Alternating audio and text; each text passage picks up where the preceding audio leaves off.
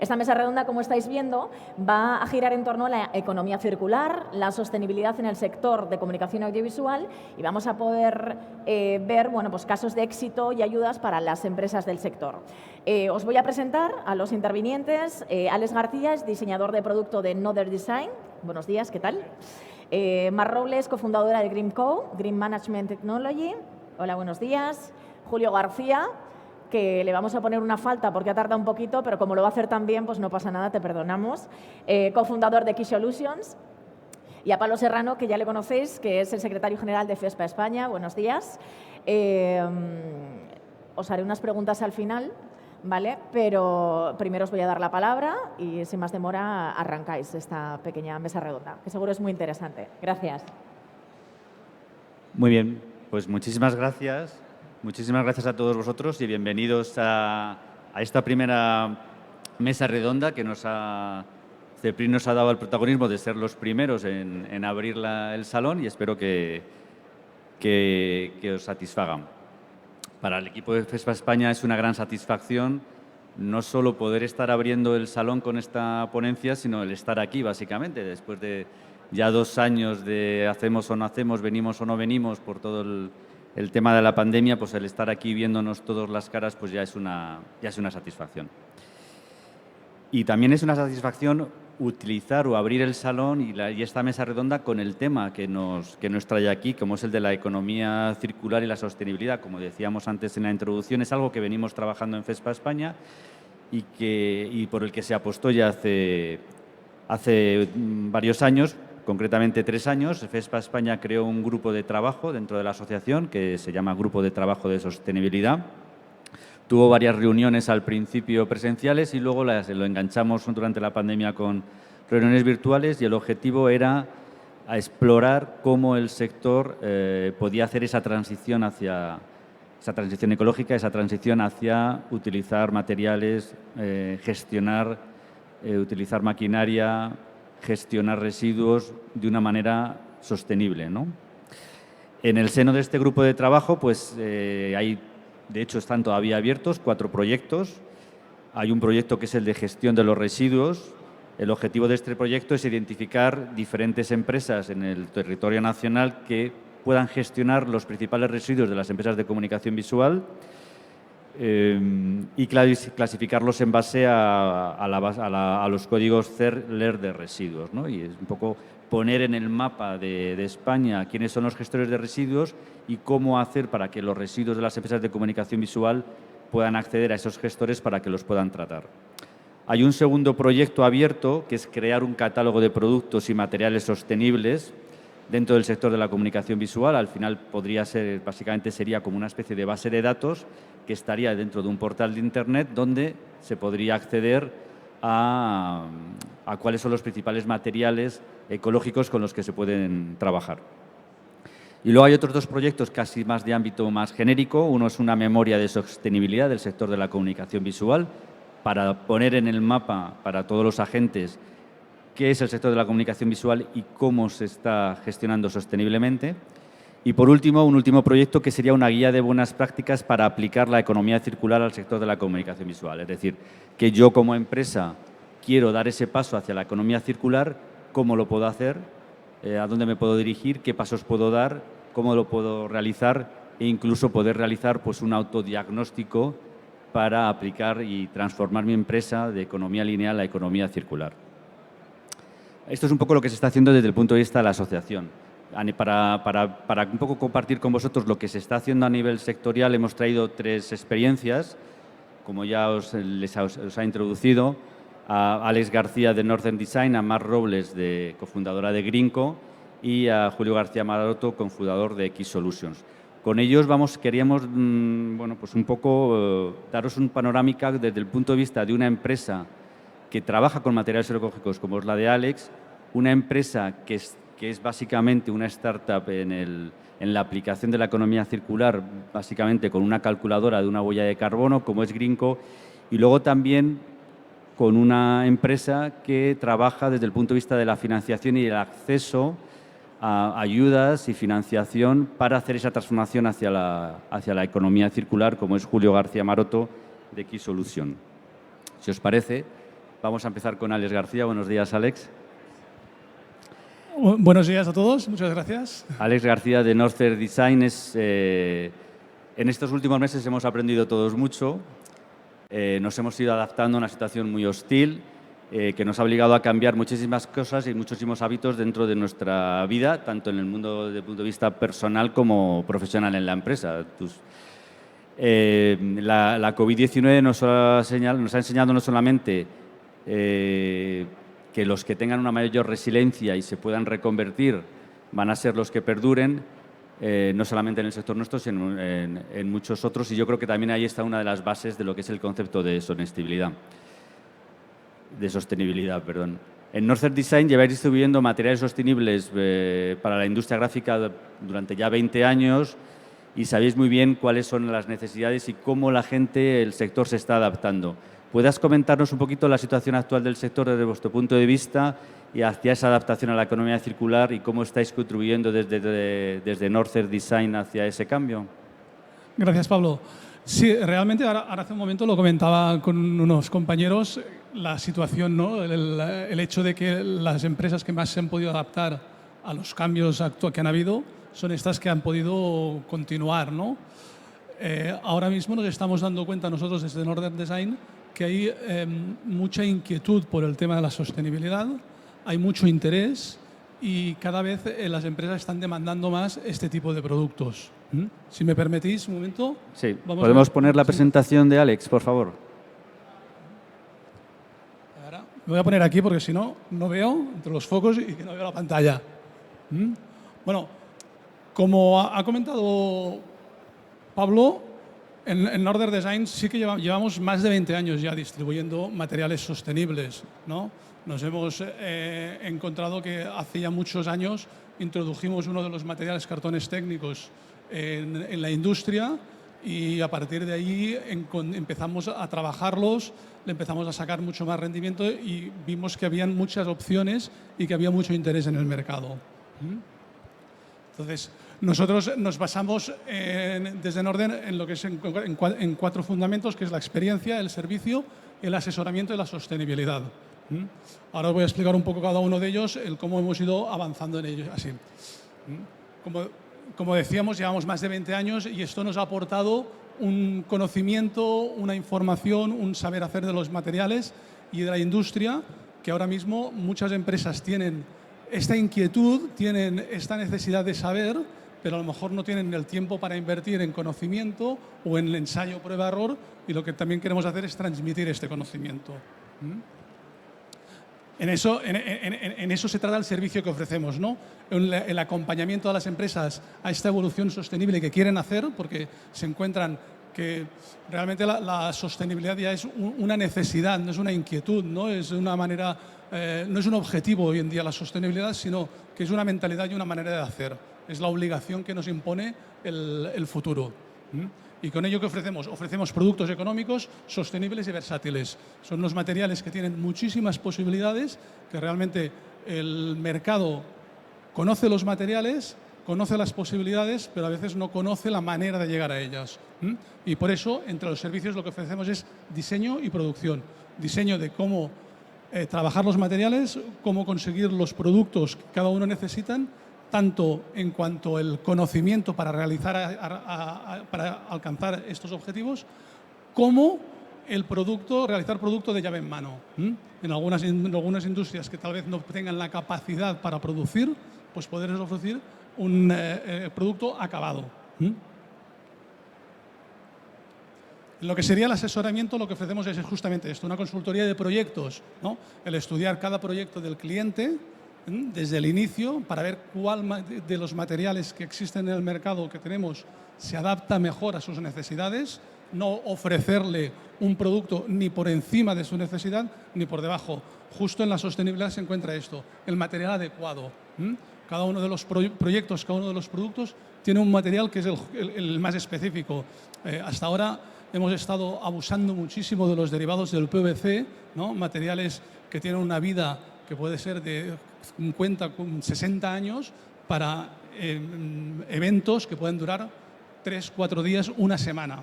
Entonces, esto es un uso irracional del material y es un uso insostenible. El asesoramiento también lo que ofrecemos es esto, una formación comercial, el explicar exactamente cuáles son las ventajas, las posibilidades y las características de cada uno de los materiales y qué provecho se le pueden sacar. El conocer en cada proyecto el uso que se le va a dar al material, la reutilización que se le puede hacer, la vida útil para ajustarnos a sus necesidades. Y la formación técnica. Formación técnica para aportar este conocimiento que hemos adquirido durante 20 años, el cómo trabajar el material, el sacarle el máximo provecho, el ofrecer esto, porque el que lo tenga el cliente es el que puede sacar el máximo beneficio. Hasta cierto punto, el compartir este conocimiento, el dar esta posibilidad también es sostenible, ¿no? En cuanto a la base de la sostenibilidad es esto, trabajamos únicamente con materiales que en parte son reciclados, que son reciclables y que la mayoría de las veces son reutilizables. El hecho de la reutilización es en base al elemento o producto que se haya realizado. Son elementos, trabajamos con estructuras que son automontables, que se pueden montar y desmontar varias veces, con lo cual le estamos dando varios usos, varia vida al elemento final. Trabajamos con materiales muy ligeros, materiales muy fáciles de transportar, muy fáciles de manipular, con lo cual también estamos disminuyendo la huella de carbono del transporte de estos materiales. Materiales con certificación FSC, los que son derivados de la madera. Y además también tenemos una política de transparencia, de explicar cómo están hechos los materiales, cómo se fabrican, dónde se fabrican, cuál es la manera de sacar el máximo provecho. O sea, queremos justamente a entregar el conocimiento del bagaje que tenemos de nuestra experiencia. Los materiales que distribuimos se diferencian en dos grupos, ¿no? Son materiales siempre derivados de productos naturales o cartones técnicos ya derivados de la madera del papel o plásticos técnicos que son compuestos con piedra, con carbonato cálcico. Son materiales muy rígidos, resistentes, que tienen muchísimas posibilidades que podemos hacer. Bueno, aquí detrás tenemos el stand de AP Digitales que hemos fabricado con estos materiales, todo el mobiliario y toda la estructura, ¿no? Las estructuras que se realizan con estos materiales tienen muchísimas características. Desde la capacidad del mecanizado, tienen opciones que pueden ser resistencia al fuego, según que con diferentes niveles de protección, o sea, M1, puede ser Euroclass tipo C a nivel europeo, tienen muchísima resistencia a la carga, pueden tener una resistencia a la compresión de hasta 70 kilos el centímetro cuadrado, es un sustituto perfecto para muchos tableros de madera, y otros tratamientos también que le dan una resistencia a la intemperie, con lo cual ya ampliamos el abanico de posibilidades tanto para materiales de interior como materiales para exterior. Nosotros al introducir uno de estos materiales o un material en nuestro portfolio, siempre tenemos en cuenta todos estos variables, ¿no? El origen del material, la materia prima con lo que están hechos, los procesos que se utilizan tanto en la fabricación del material como los procesos que se pueden utilizar después con ellos, ¿no? El diseño del material como el diseño del producto que se puede hacer con él, la funcionalidad, también en ambos casos, tanto del material como del producto que realizaremos, y sobre todo el residuo, ¿no? Cómo gestionamos o cómo podemos reutilizar ese material cuando ha terminado su vida útil. Esto es un factor importantísimo, que es el nexo que nos une en lo que es la rueda de la economía circular, ¿no? Los materiales tienen muchísimas aplicaciones para todos estos sectores, o sea, desde ferias hasta construcción, son materiales ya que se están utilizando en algunos casos como sustitutos del pladur por la resistencia que tienen. Todas estas aplicaciones van vinculadas también, ¿no?, a la capacidad del diseño, del uso que se le puede dar, pero sus posibilidades son muchísimas. Tienen muchísimas ventajas, ¿no? Lo que hemos dicho, como son materiales ligeros, podemos reducir los costes de transporte. A la hora de montar o armar las estructuras, tenemos una reducción importante de costes laborales. Ayer estuvimos montando el stand en solamente 3 horas. Montamos un stand sin utilizar herramientas específicas ni personal especificado, ni personal técnico, perdón. La reducción de los residuos. La mayoría de los materiales son monoproducto, con lo cual a la hora de gestionar el residuo es mucho más fácil. Son materiales también que al ser la mayoría derivados del papel, todo el mundo conoce, todo el mundo sabe cómo se puede gestionar el residuo. Y además podemos conseguir una reducción de espacios de almacenamiento. Cuando hemos realizado un elemento, como podemos desarmarlo y volverlo a aplicar y almacenar en plano, reducimos los espacios de almacenamiento.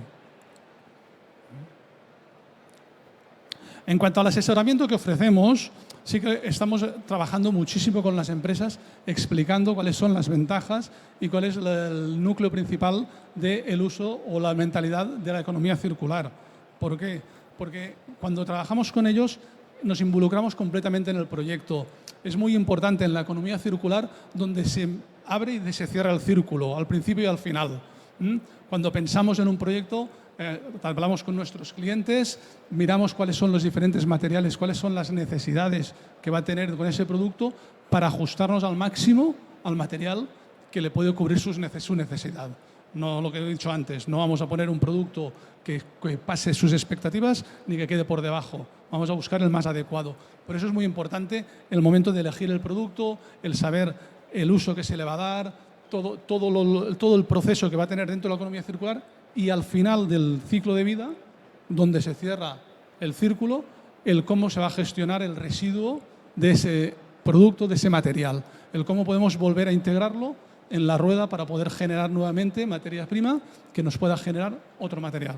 O sea, es muy importante y hacemos mucho hincapié en las empresas en que queremos acompañarlas en todo el proceso, no solo en suministrar un material, porque a lo mejor el cliente se puede haber equivocado al elegir el material, nos pueden pedir un elemento en kriptonita y vamos a decirle que es imposible hacérselo en kriptonita y que lo que necesita a lo mejor es otro producto, otro material.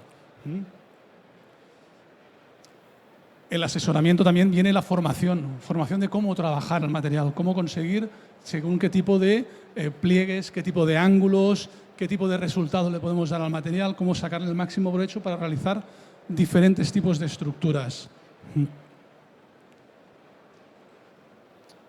Aquí había un vídeo.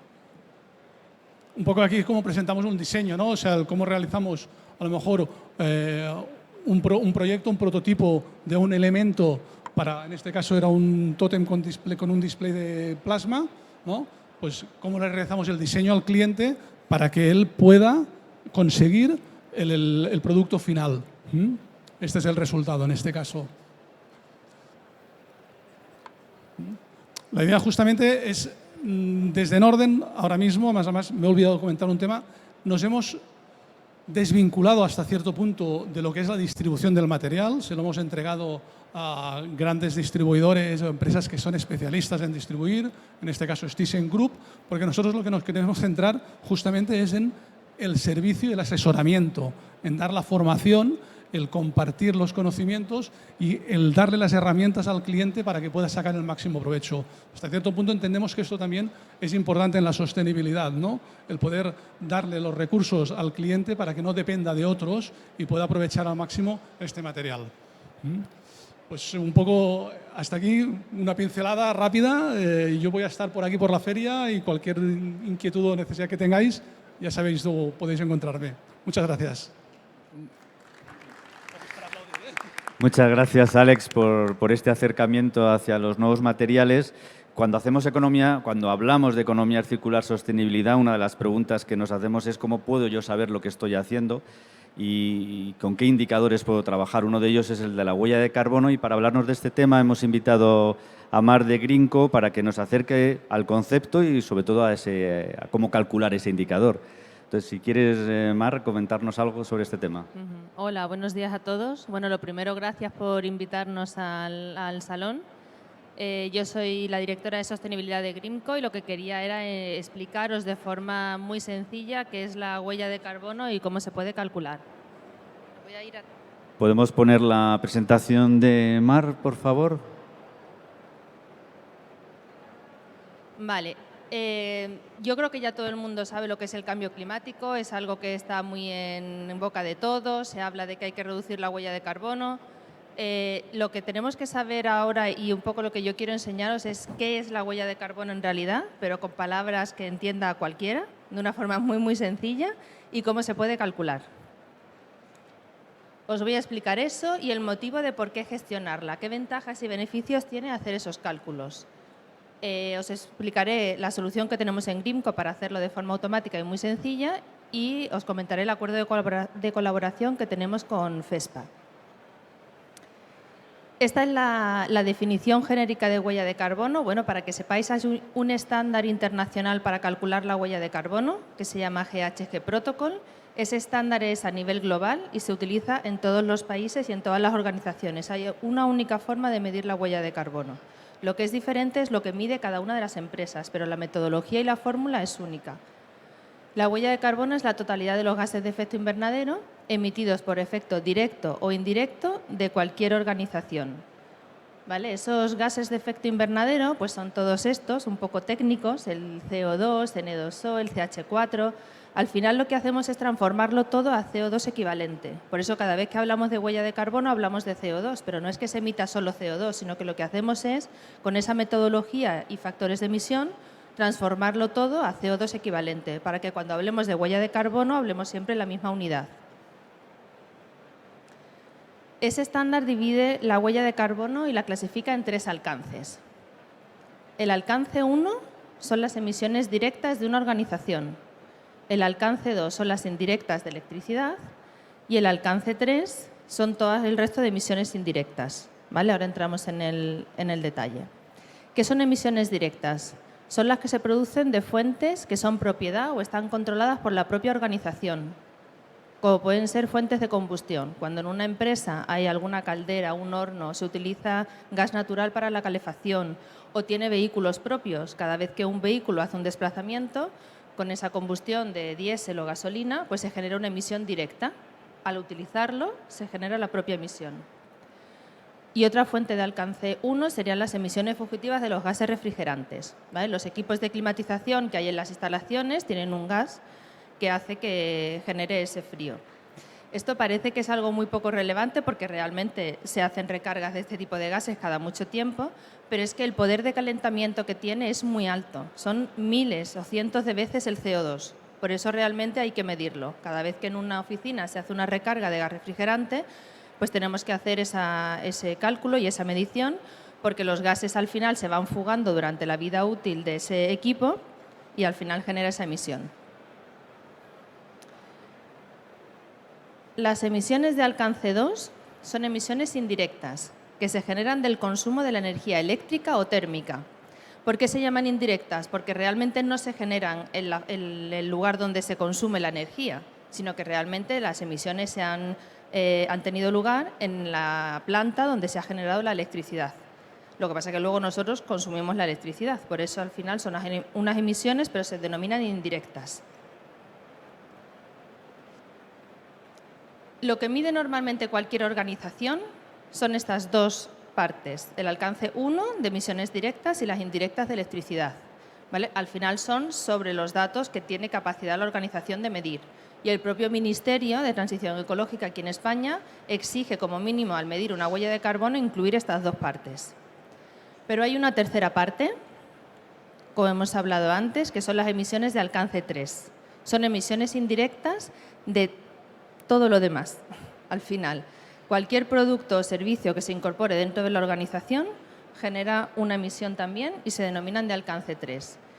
El estándar de cálculo establece hasta 15 categorías, o sea, es un camino muy, muy largo y bastante complicado.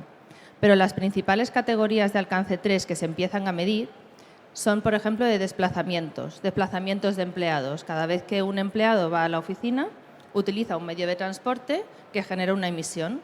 ¿Vale? Pues eso es una emisión indirecta que se puede medir de forma relativamente sencilla. Los viajes de negocio igual. Cada vez que se hace, venir hoy aquí, por ejemplo, cualquier persona al final que se ha desplazado hoy aquí ha generado una emisión, pues eso también es parte del alcance 3. La parte de extracción y producción de todos los materiales comprados y el transporte de esos materiales. Justo en la parte de economía circular hemos hablado de los materiales, o sea, cuando se fabrican esos materiales se genera una emisión que también se considera de alcance 3 y el transporte hasta vuestras instalaciones pues también genera una emisión. Y otro también es el tema del tratamiento de los residuos. Cuando se generan los residuos hay que tratarlos. Las empresas que hacen ese tratamiento y esa actividad pues también generan una emisión. Y estas son las principales fuentes de alcance 3 que se pueden medir. Al final, en una empresa industrial, si hacemos un análisis, venga, vamos a medir mi huella de carbono, al final la gente tampoco sabe muy bien por dónde empezar. O sea, no es tan complicado, lo único que tenemos que hacer es identificar esas fuentes de emisión. Y en cualquier organización o en una empresa industrial, pues lo que tenemos que hacer es definir el perímetro de la organización, saber el número de instalaciones que tiene y a partir de ahí definir las emisiones de alcance 1 y 2, que como os digo, un ejemplo muy habitual pues sería el consumo de gas natural en calefacción, consumo de diésel en vehículos o maquinaria y la parte de los refrigerantes. Y luego en alcance 2, pues toda la parte de consumo eléctrico. Ya solamente con esto se puede empezar a medir la huella de carbono de cualquier organización. Lo que se utilizan son las facturas para conocer pues, los kilovatios de electricidad o los litros de combustible, ¿vale? A partir de esa información se transforma luego todo a CO2. Al final no es tan difícil medirlo, solamente hace falta saber y conocer cómo hacerlo. Pero una vez que ya sabemos cómo hacerlo, bueno, os quería explicar los beneficios y las ventajas que tiene hacer todo esto. ¿Por qué cada vez se pide más o tiene ventajas hacer esto por parte de las compañías? Bueno, por un lado, y la parte más evidente, es reducir el impacto ambiental.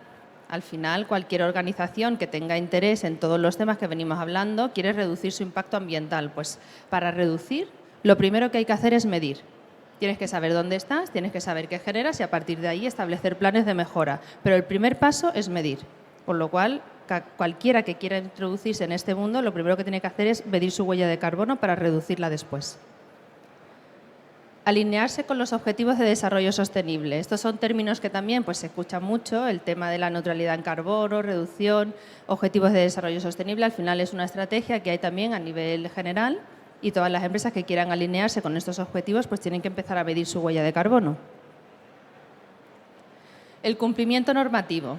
Cada vez hay más legislación que exige a las empresas el medir su huella de carbono, ¿vale? Todo esto además viene a través de Europa, que cada vez tiene mayores directivas que tienen que transponerse, se han transpuesto ya al Estado español, incluso el año pasado salió la Ley de Cambio Climático y está empezando a obligar a las empresas a medir su huella de carbono, con lo cual llegará un momento en que será obligatorio para la mayoría de las empresas y las que empiecen a medirlo ya pues tendrán ese trabajo adelantado. Aunque no obligue la legislación, también a nivel contractual, cada vez más los clientes están pidiendo estos requisitos y estos datos a sus proveedores, con lo cual también es una forma de adelantarse y poderle dar su huella de carbono a los clientes. Como os decía, a nivel contractual. También es una forma de acceder a nuevos métodos de financiación, ¿vale? Todo lo que hablamos a nivel europeo de que la transición ecológica tiene que llevarse a cabo, pues esa transición al final hay que financiarla.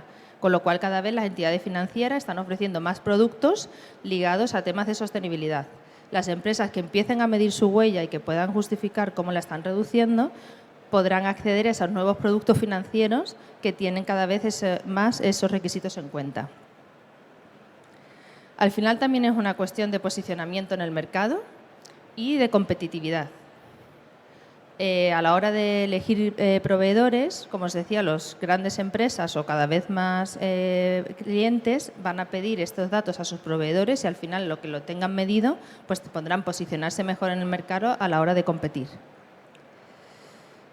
También es una forma de que las empresas lo puedan integrar dentro de su plan estratégico, ¿vale? También como una estrategia de obtención y retención del talento. Cada vez más personas están más concienciadas sobre estos temas y que una compañía quiera trabajar en estos objetivos, al final hace que también sea un valor diferencial. Y luego también, bueno, como estrategias de marketing y de comunicación. ¿Vale? Hay muchísimas ventajas, muchos beneficios, por lo que las compañías pueden empezar a medir su huella de carbono para posicionarse al final, como os decía, como estrategia a nivel general. ¿Qué es lo que hacemos en Greenco? Greenco es Green Management Technology, ponemos tecnología e innovación al servicio de la gestión ambiental. Hemos desarrollado un software, una aplicación, para poder medir la huella de carbono de forma automática y muy sencilla. La diferencia con respecto a otras soluciones es que nosotros utilizamos todo lo que es la digitalización. O sea, cogemos los datos directamente desde las facturas o las evidencias. No tenemos que introducir el dato a mano.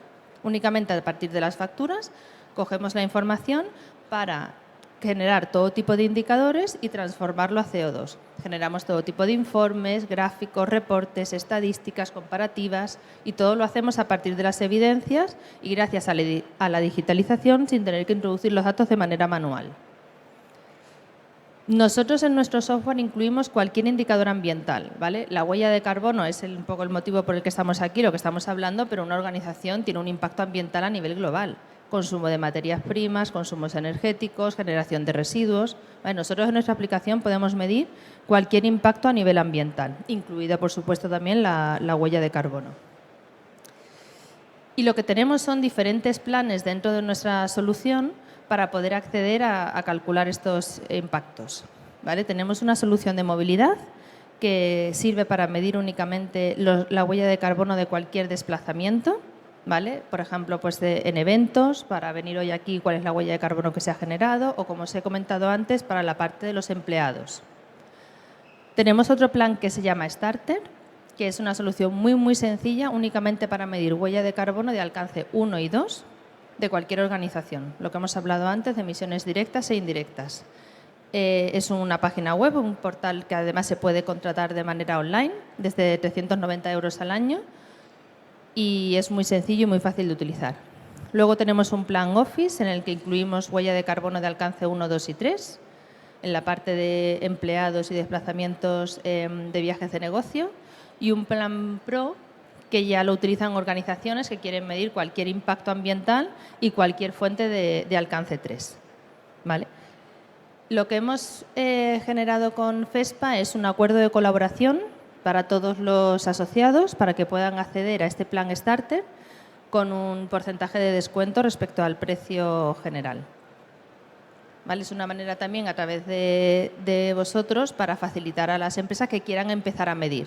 ¿Vale? Como bien indica el nombre, al final el plan Starter es empezar midiendo la parte básica de una organización, alcance 1 y 2, que después se puede añadir la parte de alcance 3 para poder llegar a la parte de huella de carbono de producto.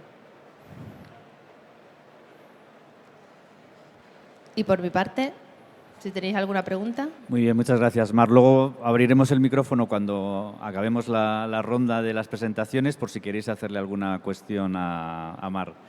Perfecto, muchas gracias. Como habéis visto, hemos visto nuevos materiales, hemos visto también como indicadores de cómo acceder o medir la economía circular, y para esa transformación ecológica, pues evidentemente hay que hacer inversiones, y para hacer inversiones necesitamos financiación. En este punto hemos invitado a Julio García Maroto de Key Solutions para que nos hable sobre el tema de las ayudas y la financiación para estos proyectos u otros, sobre todo en este momento en el que desde todos los medios nos han estado explicando que la salida de la pandemia va a ser uno de los puntos importantes es a través de la transición ecológica y con las ayudas de Next Generation que nos están llegando, y eso nos lo explicará ahora Julio, desde la Unión Europea. Entonces, bueno, Julio, te hemos invitado para eso. Queríamos un poco que nos explicases cuál es la situación actual de estas ayudas y cómo una empresa de comunicación visual podría acceder a estas ayudas. Perfecto. Muchas gracias, Pablo, en primer lugar, por permitirnos estar aquí con vosotros. Tal como comenta Pablo, pues ahora mismo es un momento en el que se está hablando mucho de todas las posibilidades de ayudas. Realmente viene habiendo ayudas para distintas actuaciones dentro de las empresas, dentro de una empresa de comunicación visual, desde hace muchos años, pero bueno, ahora mismo quizás lo estamos viendo más en los periódicos a raíz del programa del Plan de Recuperación, motivado desde la Unión Europea por el impacto que ha tenido el COVID en la economía. Voy a pasar, si queréis, ahí para poder utilizar una presentación y poderos hablar más en detalle. ¿Podemos poner la última presentación, por favor? El mundo de las ayudas... muchas gracias. En el mundo de las ayudas, en general, no solamente a nivel de lo que son las ayudas de sostenibilidad, bueno, pues está estructurado en España con una matriz un poquito compleja que abarca, por un lado, distintos tipos de organismos. Tenemos ayudas que son a nivel europeas, hay ayudas que son a nivel nacionales, que no tienen que ver con fondos europeos, ayudas que son a nivel autonómicas de las comunidades y en algunos casos también hay, aunque es menos frecuente, ayudas locales a nivel de los ayuntamientos.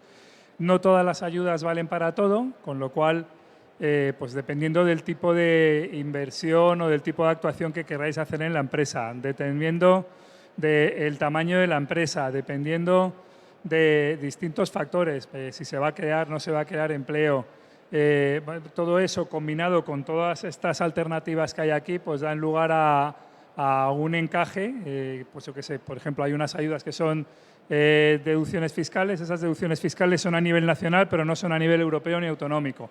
Entonces, no es fácil el hacer un esquema en el que poderos decir de forma generalista qué cosas hay a nivel de ayudas para las distintas actuaciones que se están comentando hoy aquí.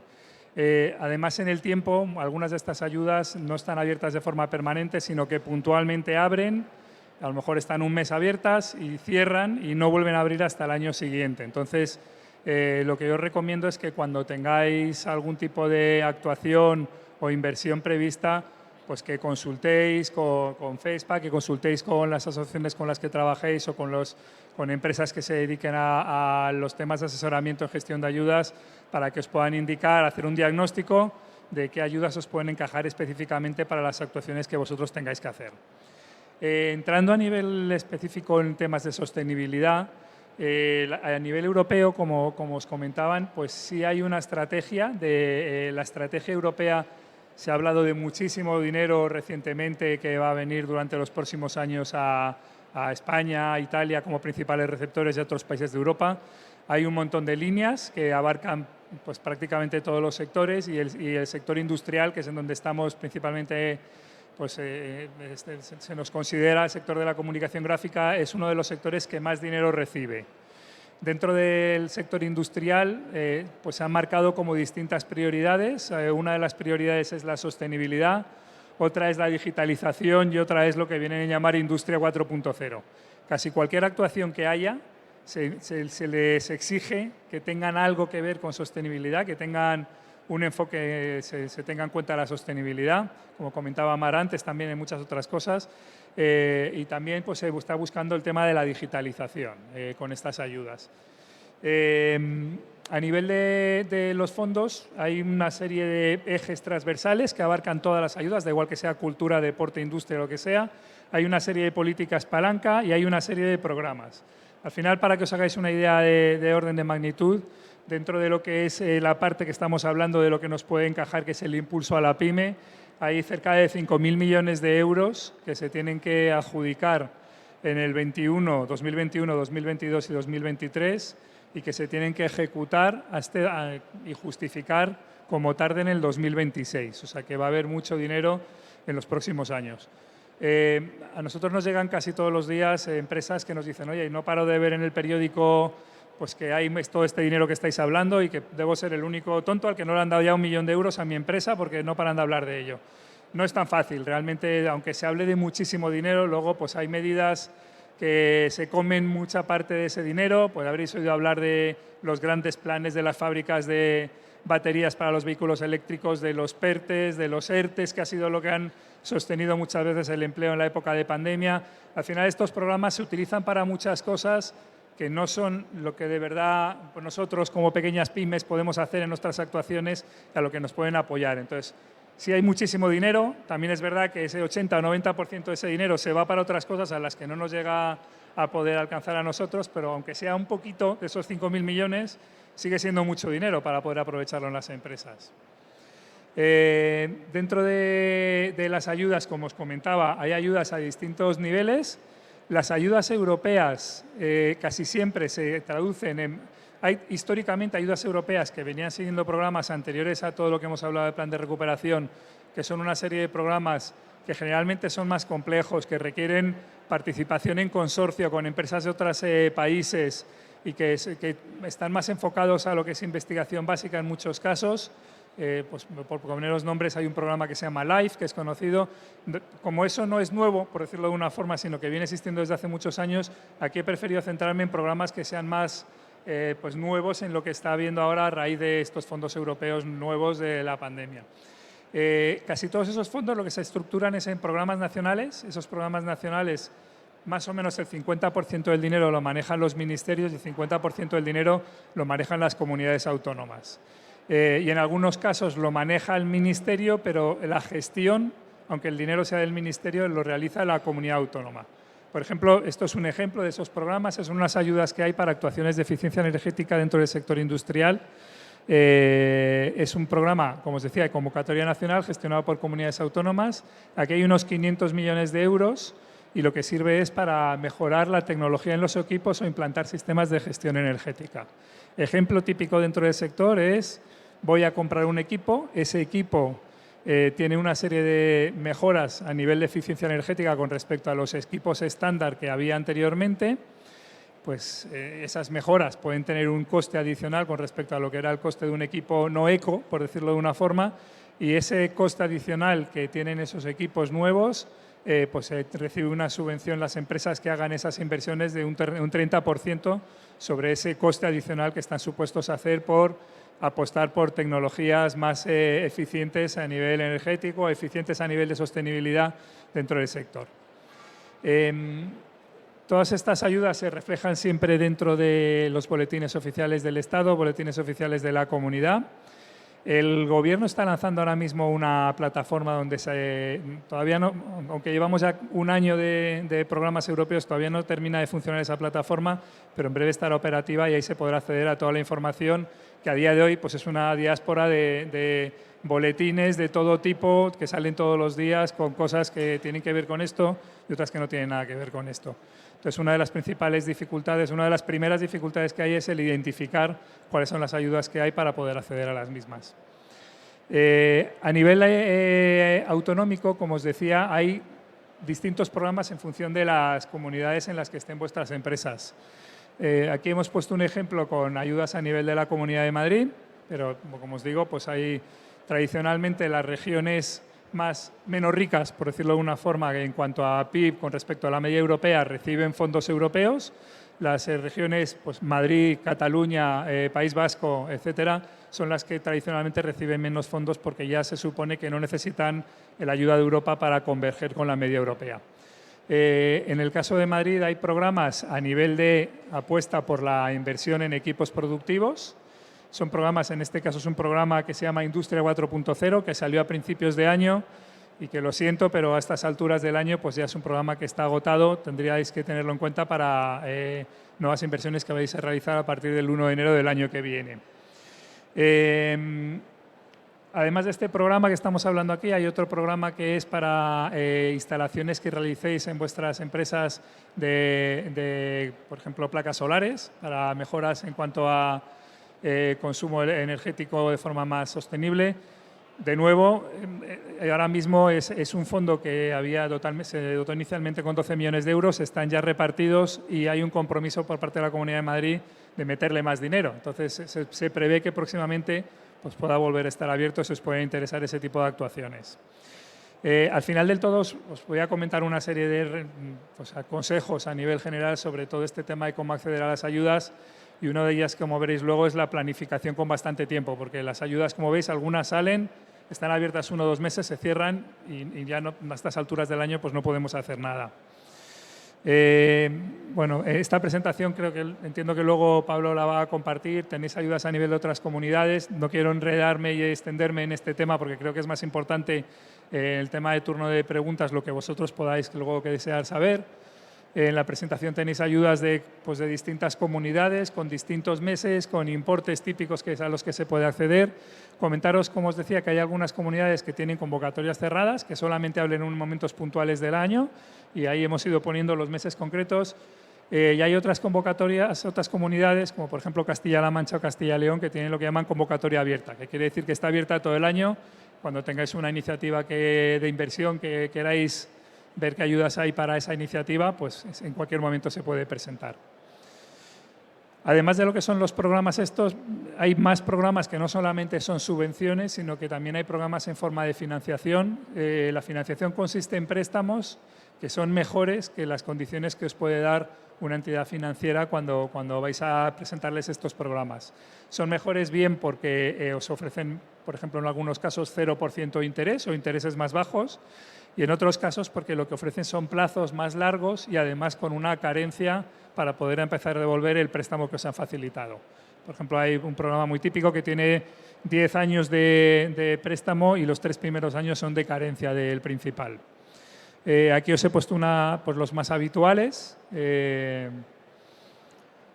Aquí tenéis todavía más programas explicados y yo creo que lo más interesante es esto de aquí, que es lo que tenéis que tener en cuenta cuando vayáis a ir a solicitar ayudas. Lo primero es que en la mayoría de las ayudas que vayáis a hacer, primero tenéis que pedir la ayuda y luego tenéis que realizar la inversión. Sobre todo cuando son programas que tienen fondos europeos detrás. Los fondos europeos, la Unión Europea exige para poder daros una ayuda una cosa que le llaman carácter incentivador. Carácter incentivador es que vayáis a hacer la actuación de forma distinta gracias a la ayuda de como lo haríais sin la ayuda. Si ya habéis hecho una parte de la actuación, pues ya se supone que no os está ayudando, porque ya de todas formas la ibais a hacer. Por eso es importante que siempre primero pidáis la ayuda y luego realicéis la inversión o la actuación. ¿Eso qué implica? Pues que hay que anticiparse al máximo. Yo entiendo que es muy difícil hoy en día con el entorno actual, pues que es difícil ver qué es lo que va a pasar, que pues estamos que si la guerra de Ucrania, que si los problemas de materias primas, mucha incertidumbre, pero es necesario el anticiparse, el pensar en qué vais a invertir o qué actuaciones vais a tener y con el máximo tiempo posible ver qué subvenciones puede haber o qué ayudas puede haber para esas actuaciones. Otra de las cosas importantes en las ayudas es que los organismos públicos son lentos siempre y en el tema de las ayudas también. Entonces, desde que vosotros pedís una ayuda hasta que esas ayudas se resuelven, suelen pasar 3, 4 o 6 meses antes de que os den una respuesta. Por poneros una referencia, como os decía hace unos minutos, hay una ayuda en la Comunidad de Madrid que es la de Industria 4.0 para inversiones en equipos. La mayoría de las solicitudes en esa ayuda se han presentado en el mes de enero y hoy, que estamos a 26 de abril, se están recibiendo respuestas a esas solicitudes. Es decir, han pasado 3 meses y pico para tener novedades de si aprueban o no aprueban las ayudas presentadas en esa solicitud. Y este es de los casos rápidos, diría yo, que te respondan en 3 meses. Entonces, también es necesario planificar financieramente. Las ayudas os van a ayudar a hacer cosas, pero no os van a dar todo el dinero, os van a dar solo parte de ese dinero y encima os lo van a dar tarde. Entonces, hay que combinar las ayudas con dinero que tengáis vosotros a nivel de recursos propios, con dinero que os puedan facilitar las entidades financieras, para, entre todo eso, el poder conseguir sacar adelante las inversiones. También os digo, si no pedís las ayudas y vuestra competencia la pide, pues estáis en una posición de desventaja con respecto a ellos. Ese menor coste que pueden tener, por ejemplo, las inversiones, pues al final se suele trasladar a los precios y al final, pues si vosotros tenéis un precio más alto y ellos tienen un precio más bajo, pues tenéis más difícil competir con ellos. En muchas de las ayudas, cuando son sobre todo subvenciones, primero hay que solicitar la ayuda, después una vez que te aprueban, hay que realizar la inversión y solamente una vez realizada la inversión y justificada la inversión es cuando recibís el dinero. Entonces, como os decía, es importante valorar instrumentos, no solamente solicitar las ayudas, sino valorar también quién me puede adelantar la ayuda en el caso de que me la hayan aprobado y yo no tenga a lo mejor suficiente dinero para realizar la actuación que tengo que hacer. Cada vez hay más bancos y cada vez hay más entidades como las sociedades de garantía recíproca. Sociedades de garantía recíproca en Madrid, por ejemplo, Sabal Madrid, todas las comunidades tienen ese tipo de entidades. Esas entidades, bancos, sociedades de garantía recíproca, adelantan muchas veces las ayudas. Ahora, por ejemplo, con todo lo que ha habido de los fondos europeos, casi todos los bancos están lanzando campañas para adelantar ayudas que podáis tener aprobadas. Entonces, es importante que consultéis también esas posibilidades.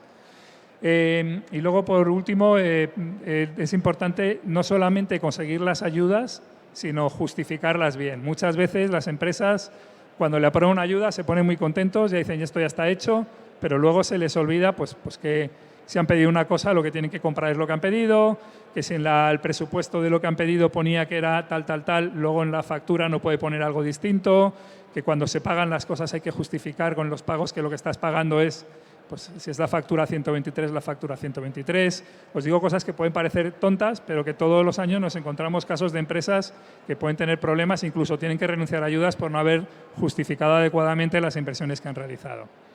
Entonces, mucha atención a la ejecución y a la justificación, no solamente a la solicitud. Y en general es un proceso que debería ser más transparente, debería ser más sencillo. Nosotros peleamos con las organizaciones, con los organismos públicos para que intenten ponerse en la piel vuestra y que intenten entender que vuestro día a día no es presentaros ayuda, sino que es realizar vuestro trabajo y que lo tienen que hacer lo más fácil posible, pero la realidad es que a día de hoy sigue siendo un proceso en muchos casos complejo y muy poco transparente. Entonces, en esos casos, pues sí, os recomendamos que podáis contar con gente, con expertos que os puedan ayudar durante todo este proceso.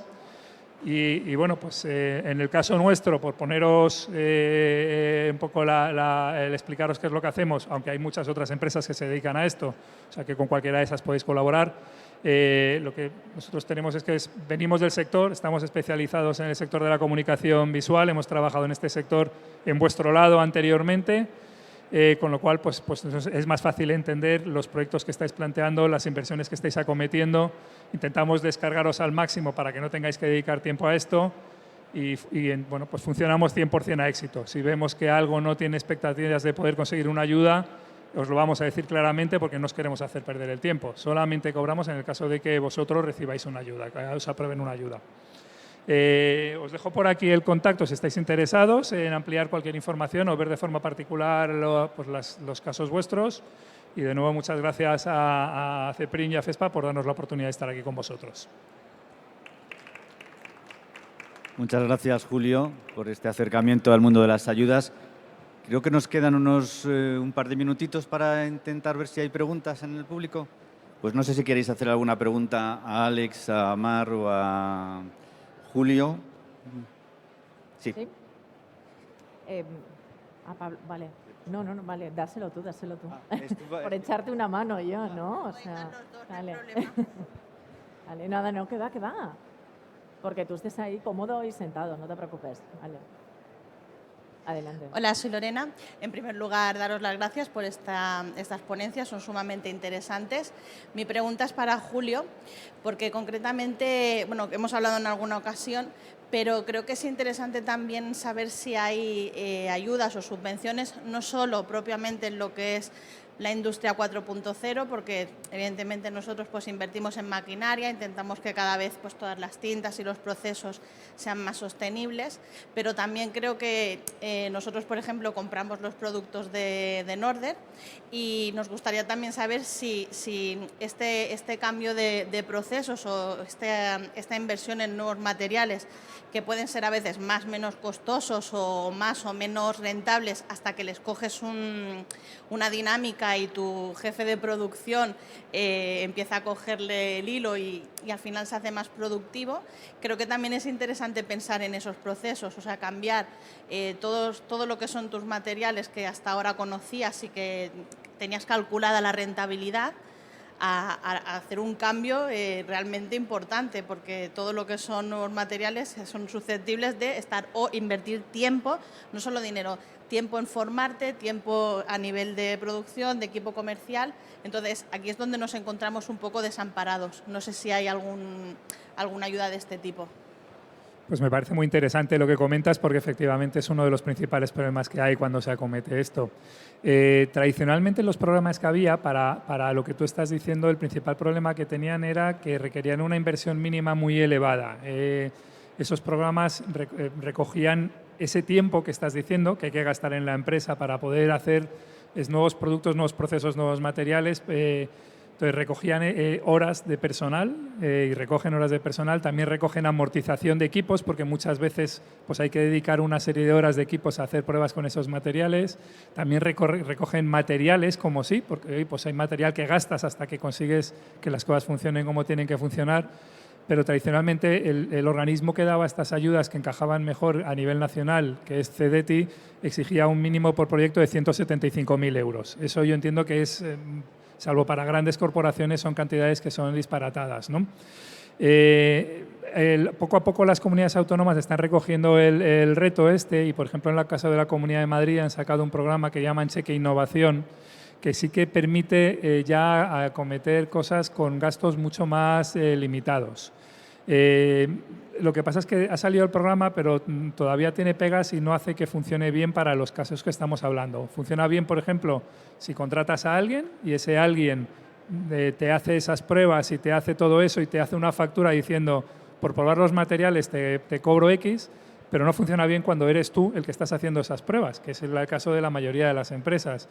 Entonces, ahora mismo lo que os puedo decir es que, desgraciadamente, lo que hay publicado a día de hoy tiene esas limitaciones. Hemos estado hablando con la dirección general que lleva este programa y hay un compromiso por su parte de a lo largo de este año sacar una nueva convocatoria en la que ya sí permita el poder cubrir este tipo de casos también. Hace muy poquito salió la dotación presupuestaria para este año, hay 900.000 euros, que es digamos la parte 1, la parte antigua del programa, en la que no recoge esto, y hay previsión de sacar una segunda dotación presupuestaria de más o menos el mismo importe, en torno a 1 millón de euros, para poder ayudar a las empresas. No va a dar para muchísimo, pero bueno, pues todo lo que vaya a seguir dando pasos y que vayan los organismos públicos pues apoyando este tipo de programas, entiendo que es positivo. Muchas gracias. No sé si alguien tiene alguna pregunta más. Si no, yo tengo una, y es que yo entiendo que las empresas y el sector hoy día pues no pueden renunciar a estos retos, ¿no? O sea, tienen que meterse en esto, pero ¿se reciben presiones de los anunciantes? ¿Los anunciantes exigen de alguna manera que todo sea sostenible, que se haga esto? No sé quién me quiere contestar. ¿Sí? Bueno, la verdad es que sí. Exigencias hay. O sea, cada vez hay más inquietud.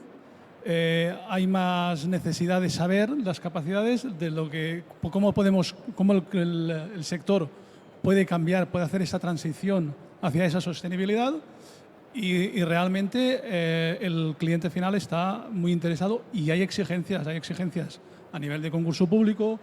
Nos estamos encontrando que las grandes compañías, o sea, el Grupo Inditex ya se ha propuesto para el año 25 trabajar todo en materiales sostenibles, ¿no? Y entonces la comunicación que están haciendo grandes empresas, a lo mejor como Corte Inglés también o así, ya se está haciendo en materiales sostenibles y esto sí que realmente arrastra al pequeño consumidor y la pequeña industria. A nosotros también, a nivel de consumidor privado particular, también tenemos esta inquietud y muchas veces en el supermercado también buscamos, ¿no?, estos materiales sostenibles, pues esto sí que se está extrapolando a nivel más industrial. Hay un pequeño hándicap ahora mismo, sí que nos encontramos, y es que tanto la tecnología más sostenible como los materiales más sostenibles ahora mismo no están al mismo nivel económico que el resto de materiales más tradicionales. Entonces aquí muchas veces el cliente sí que pregunta, se interesa, pero bueno, en cuanto ve a veces la diferencia de precio, se lo piensa un poco. Pero cada vez esta barrera está desapareciendo más. Pues muchísimas gracias. Gracias Desde a luego es vosotros. un camino que hay que hacer. Así que nada, mil gracias por vuestra atención.